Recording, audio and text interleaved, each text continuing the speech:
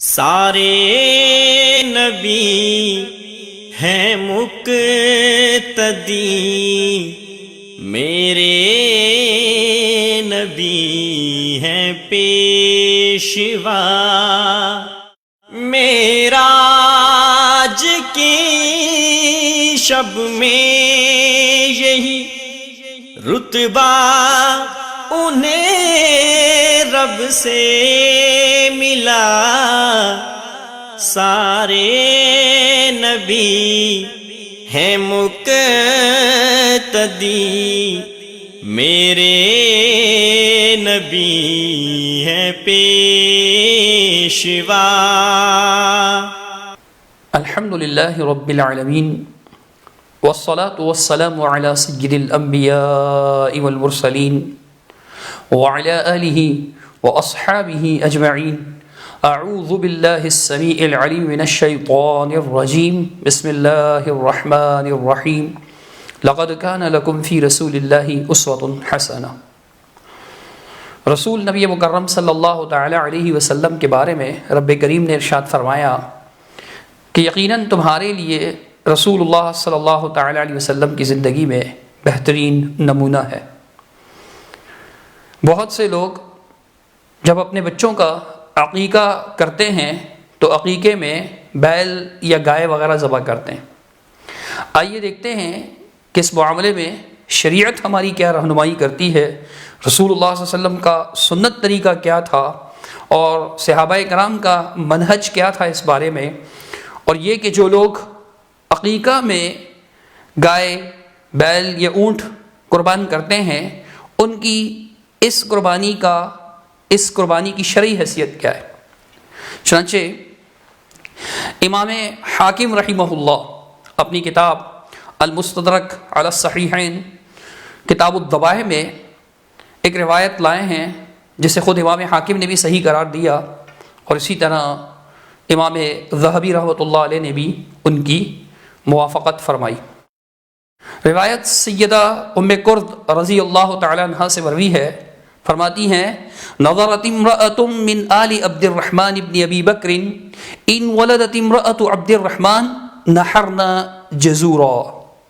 فرماتی ہیں کہ آل عبد الرحمن بن ابی بکر یعنی ابو بکر صدیق رضی اللہ تعالیٰ عنہ کے بیٹے عبد الرحمن کے گھر والوں میں سے کسی خاتون نے یہ نظر مانی کہ اگر عبد الرحمن کی زوجہ کے ہاں اولاد ہوئی تو ہم اس کے لیے اونٹ ذبح کریں گے، اونٹ نحر کریں گے۔ فقالت عائشہ رضی اللہ تعالی عنہا لا بل السنت افضل۔ سیدہ عائشہ صدیقہ رضی اللہ تعالی عنہا نے اس موقع پر جب خاتون کی یہ بات سنی، وہ منت مان رہی تھیں، نظر مان رہی تھیں کہ اگر عبد الرحمن کی بیوی کے ہاں اولاد ہوئی تو ہم اونٹ نحر کریں گے، یہ سنتے ہی سیدہ عائشہ صدیقہ رضی اللہ تعالی عنہا نے تصحیح فرمائی اور فوراً ارشاد فرمایا کہ لا بل السنت افضل، نہیں بلکہ سنت ہی افضل ہے۔ اور پھر سیدہ عائشہ صدیقہ طاہرہ مطہرہ رضی اللہ تعالی عنہا نے سنت بھی بیان فرمائی، چنانچہ فرمایا کہ عن الغلام شاتان مکافئتان وعن الجاریۃ شاۃ، یعنی سنت ہی افضل ہے، اور سنت یہ ہے کہ لڑکے کی طرف سے 2 مساوی برابر کی بکریاں ہوں یا بکرے ہوں، اور لڑکی کی طرف سے 1 بکری یا بکرا۔ اب امی عائشہ صدیقہ رضی اللہ تعالیٰ عنہ نے اس بات کو بیان فرمایا۔ ایک موقع پر علماء دیوبند کے معروف شخصیت مولانا سرفراز خان صفدر صاحب کئی ایک کتابوں کے مصنف ہیں، آپ کو امام اہل السنہ بھی کہا جاتا ہے آپ کے حلقہ احباب میں، وہ اپنی کتاب راہ سنت میں المنہاج الواضح یعنی راہ سنت، اس میں اس روایت کو لائیں، اور اس سے پہلے بڑی خوبصورت بات بیان کی، میں آپ کے سامنے رکھتا ہوں، آپ دیکھیے کیا فرماتے ہیں۔ فرماتے ہیں کہ خدا تعالی اور اس کے رسول برحق صلی اللہ علیہ وسلم کے نزدیک عمل وہی مقبول ہوگا جو اخلاص اور اتباع سنت کی کسوٹی پر پورا اترتا ہو۔ عمل وہی مقبول ہوگا جو اخلاص اور اتباع سنت کی کسوٹی پر پورا اترتا ہو، اگرچہ وہ مقدار میں کم ہی کیوں نہ ہو، اور ایسا عمل بالکل رائگاں ہوگا، یعنی ضائع جائے گا، جو دیکھنے میں تو پہاڑ جتنا نظر آئے لیکن اس میں اخلاص اور اتباع سنت کی جان اور روح موجود نہ ہو۔ بظاہر بڑا عمل دکھ رہا ہے پہاڑ جیسا، لیکن اتباع سنت جو ہے وہ اس کے اندر اتباع سنت کی روح نہیں پائی جاتی، نبی کریم صلی اللہ علیہ وسلم کا مبارک طریقہ نہیں پایا جاتا۔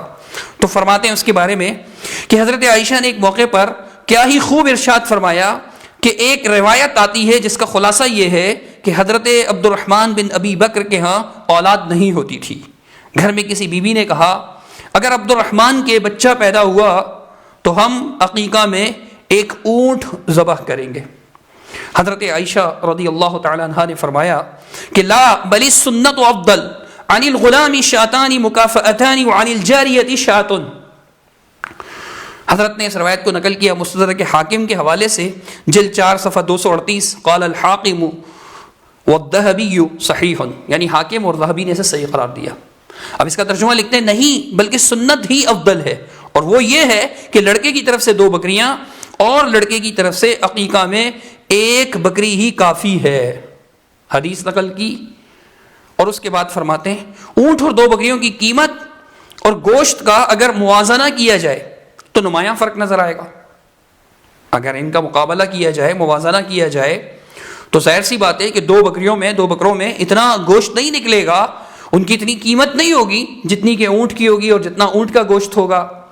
تو فرماتے ہیں کہ فرق واضح نظر آئے گا، مگر حضرت عائشہ صدیقہ رضی اللہ تعالی عنہا بکریوں کے بجائے اونٹ پر محض اس لیے راضی نہیں کہ ان کے نزدیک سنت کے خلاف ہیں، کیونکہ وہ سنت کو جانتی تھی، اس لیے اگر اس کی قیمت یا گوشت زیادہ ہے تو پھر بھی اس کی چندہ قدر نہیں، سنت ہی افضل ہے اور اس کی پابندی لازم ہے۔ پھر آگے یعنی یہ بات بیان کی اور بڑی خوبصورت بات بیان کی کہ جو بظاہر بڑا عمل ہو لیکن اگر اس کے اندر اتباع سنت کی روح نہیں پائی جاتی تو وہ عمل ضائع جائے گا، برباد ہوگا۔ اور مثال کس کی پیش کی؟ ام المؤمنین سیدہ عائشہ صدیقہ طاہرہ مطہرہ عابدہ زاہدہ رضی اللہ تعالی عنہا، ان کی روایت نقل کی، ان کا منہج بتایا کہ وہ کیا طریقہ کار تھا ان کا، کہ جب ان کے سامنے خلاف سنت کی نظر مانی گئی تو انہوں نے فوراً تردید کی کہ نہیں ایسا نہیں بلکہ ایسے، چونکہ سنت یہ ہے۔ روایت آپ کے سامنے رکھ چکا ہوں۔ صحابہ کرام میں سے کسی سے بھی یہ بات ثابت نہیں ہوتی صحیح سند کے ساتھ یا حسن سند کے ساتھ، کسی مقبول سند کے ساتھ، کہ انہوں نے عقیقہ میں اونٹ یا بڑا جانور یعنی کوئی بھی گائے بیل وغیرہ ذبح کیا ہو، ایسا ثابت نہیں ہے ان سے۔ آگے حضرت نے ایک روایت البتہ نقل کی ہے، چونکہ جمہور کا یہ موقف ہے اور جمہور کا ہے کہ اونٹ اور گائے کا عقیقہ بھی جائز قرار دیتے ہیں، کہ حضرت انس کی مرفوع حدیث الطبرانی فی الصغیر صفحہ 45 میں ہے کہ یعق عنہ من الابل والبکر والغنم۔ فتح الباری اور نیل الاوطار کا حوالہ دیا کہ یعنی عقیقہ کیا جائے گا اونٹ میں سے، گائے میں سے اور بکریوں میں سے۔ یہ روایت نقل کی کہ طبرانی کی روایت ہے، یہ حضرت انس کی مرفوع حدیث ہے۔ طبرانی میں یہ روایت تو ہے، بجا فرمایا حضرت نے، لیکن یہ روایت جو یعنی امام طبرانی کے حوالے سے، المعجم الصغیر کے حوالے سے حضرت مولانا سرفراز خان صفدر صاحب نے نقل فرمائی، یہ روایت ثابت نہیں ہے۔ چنانچہ یہی روایت امام حیثمی رحمہ اللہ اپنی کتاب مجمع الزوائد میں لائے، جلد 4 صفحہ 64، اور اس کے بعد اکثر وہ حکم بیان فرماتے ہیں۔ حکم بیان کرتے ہوئے فرماتے ہیں کہ رواہ الطبرانی فی الصغیر وفیہ مسعدۃ بن الیسع وہو کذاب۔ امام طبرانی نے اس کو معجم الصغیر میں روایت کیا ہے اور اس میں ایک راوی ہے مسعدہ بن الیسع اور وہ کذاب راوی ہیں، یعنی جھوٹا راوی ہے وہ، اور جھوٹے راوی کی روایت جو ہے وہ موضوع ہوتی ہے، جھوٹے راوی کی روایت موضوع ہوتی ہے، من گڑت روایت ہوتی ہے، اس کی کوئی حیثیت نہیں ہوتی۔ اور جب ہم دیکھتے ہیں امام طبرانی کی المعجم الصغیر تو اس کے صفحہ 190 پر روایت نمبر 229 ہے، اس میں واقعی یہی راوی ہیں مسعدہ بن الیسع، مسعدہ بن الیسع، یہ کذاب ہیں۔ چنانچہ میزان الاعتدال میں امام ذہبی رحمہ اللہ اس کا ترجمہ نقل کرتے ہوئے اس پر کلام فرماتے ہوئے کہتے ہیں کہ سمع من متأخری التابعین، اس نے متأخر تابعین سے روایات سنی ہیں۔ حالکن کذبہ ابو داؤد، فرمایا کہ یہ حالک راوی ہے اور اسے امام ابو داؤد رحمہ اللہ نے کذاب قرار دیا کہ جھوٹا قرار دیا. آگے فرماتے ہیں وقال احمد بن حنبل خرقنا حدیثہ منذ دہر، ایک زمانے سے ہم نے اس کی حدیث پھاڑ ڈالی. اس کی جو حدیثیں لکھی ہوئی تھی ہمارے پاس روایت پھاڑ ڈالی، پھینک دی، کیونکہ یہ کذاب جھوٹا راوی ہے. آگے فرماتے ہیں وقال البخاری کان احیانا یکون بمکہ تھا، بسا اوقات یہ مکہ میں ہوتا تھا. پھر امام قتیبہ کا کلام نقل کرتے ہیں کہ انہوں نے کہا ادرکتہ ولم اسمع منہ، میں نے اس کو پایا لیکن اس کی روایات نہیں سنی، چونکہ یہ کذاب تھا، جیسا کہ امام ذہبی بتا چکے ہیں. امام ابو داؤد نے کذاب قرار دیا اور امام احمد رحمہ اللہ اس کی روایت کو پھاڑ ڈالتے تھے، کوئی حیثیت نہیں دیتے تھے اس کی روایت کو. تو یہ مسعدہ راوی اس میں موجود ہیں، اس پر سخت کلام ہے کہ جھوٹا راوی ہے. ایسے جھوٹے راوی کی روایت دلیل نہیں بن سکتی. امی عائشہ صدیقہ رضی اللہ تعالیٰ عنہ کی روایت کو تو خود امام حاکم اور امام ذہبی کے علاوہ مولانا سرفراز خان صفدر صاحب نے بھی صحیح سمجھ کر نقل کیا اور بڑی پیاری بات کہی، بڑی عمدہ بات کی کہ جی یہ ایسی روایت ہے، یعنی کہ اس سے ثابت ہوتا ہے کہ اتباع سنت کی روح اگر عمل کے اندر نہ ہو وہ عمل قبول نہیں ہوتا، بظاہر وہ عمل پہاڑ برابر کیوں نہ ہو. ہمیں اس کا خیال رکھنا چاہیے. اسی طرح امام البانی رحمہ اللہ نے ارواء الغلیل جلد 4 میں اس پر تفصیل سے بحث کی ہے اور فرماتے ہیں اس کے بارے میں کہ فَهُوَ إِسْنَادٌ سَاقِطٌ بِمَرَّةٍ، اس کی سند بالکل گئی گزری ہے، گری ہوئی سند ہے، بالکل ساقط سند ہے. مُسَلْسَلٌ مِّنْ أَوَّلِهِ إِلَىٰ آخِرِهِ بِالْعِلَلِ، اول سے آخر تک علتوں کی پوری لڑی ہے، پوری چین ہے علتوں کی. پھر انہوں نے بیان کیا کہ اس کا پہلا راوی ابراہیم بن احمد ہے، وہ لیس بالقوی ہے، قوی نہیں ہے وہ. اور فرماتے ہیں کہ دوسرا راوی اس کا عبد الملک بن معروف الخیاط الواسطی ہے جو غیر معروف ہے اور اس کی توثیق اور عدالت ثابت نہیں، یعنی مجہول روایت ہے. اور اہل علم جانتے ہیں کہ بدترین روایت موضوع ہوتی ہے اور اس کے بعد مجہول راوی کی روایت ہوتی ہے. آگے البانی رحمۃ اللہ علیہ نے تیسرا جو کلام کیا کہ اس کا تیسرا راوی مسعدہ بن الیسع ہے اور وہ کذاب و متروک راوی ہے. پانچویں راوی اس کے امام حسن بصری رحمہ اللہ ہیں جو مدلس ہیں اور اس روایت کو انہوں نے عن سے بیان کیا. خود مولانا سرفراز خان صفدر صاحب بھی امام حسن بصری رحمہ اللہ کو ان کی جلالت شان کے باوجود بھی مدلس تسلیم فرماتے ہیں.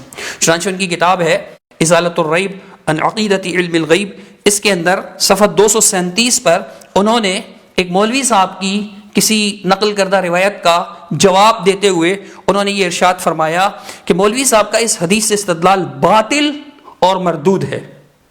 یعنی اس حدیث سے یہ استدلال نہیں کر سکتے، ان کا استدلال باطل بھی ہے اور مردود بھی ہے. کیوں مردود ہے، کیوں رد کیا جائے گا؟ اس لیے کہ اس کی سند میں الحسن بصری المتوفى 110 ہجری عن عمران بن حسین ہے. امام ابو حاتم یحییٰ بن سعید القطان، امام علی بن المدینی اور امام ابن معین وغیرہ نے تصریح کی ہے کہ حسن کی یعنی حسن بصری رحمہ اللہ کی حضرت عمران سے سماع ثابت نہیں رضی اللہ تعالی، حضرت عمران رضی اللہ تعالیٰ عنہ سے سماع ثابت نہیں. دیکھیے تہذیب التہذیب جلد 2 صفحہ 268. اور حافظ ابن حجر لکھتے ہیں کہ کان یرسل کثیرا ویدلس، تقریب صفحہ 87. حسن کثرت سے ارسال اور تدلیس کیا کرتے تھے. اور علامہ ذہبی لکھتے ہیں کہ وہو مدلس فلا يحتج بقوله عمن لم يدركه، تذکرہ جلد نمبر 1 یعنی تذکرۃ الحفاظ جلد نمبر 1 صفحہ 67. اور وہ مدلس ہیں جب وہ اس شخص سے روایت کریں جس سے ملاقات نہیں کی تو ان کی بات حجت نہیں ہے. تو حسن بصری 5ویں راوی ہے سند کے، یعنی 4 راویوں پر کلام ہے، پہلے، دوسرے، تیسرے اور 5ویں راوی پر. تو وہ مدلس ہیں، انہوں نے سماع کی تصریح نہیں کی. آگے سرفراز صاحب خود بھی اس پر کلام کرتے ہیں.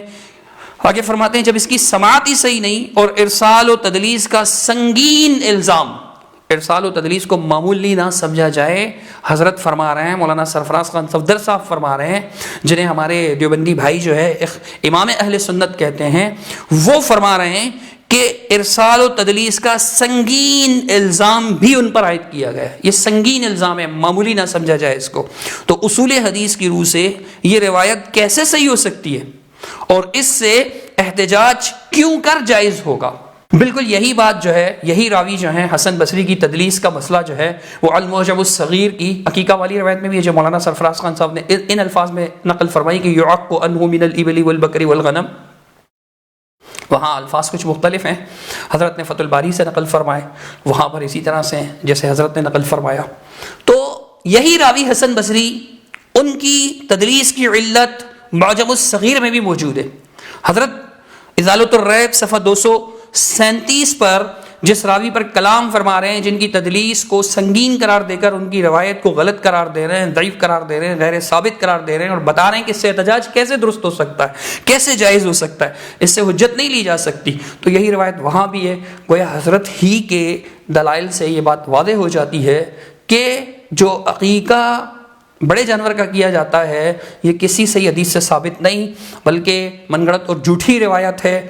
مسعدہ اس کے اندر، مسعدہ بن یسع جو ہیں وہ کذاب راوی ہے، اس کے علاوہ بھی اس کے اندر علتیں ہیں، تو یہ روایت صحیح نہیں۔ سنت پر عمل کرتے ہوئے لڑکے کی طرف سے 2 بکرے یا 2 بکریاں کیجئے اور لڑکی کی طرف سے 1 بکری۔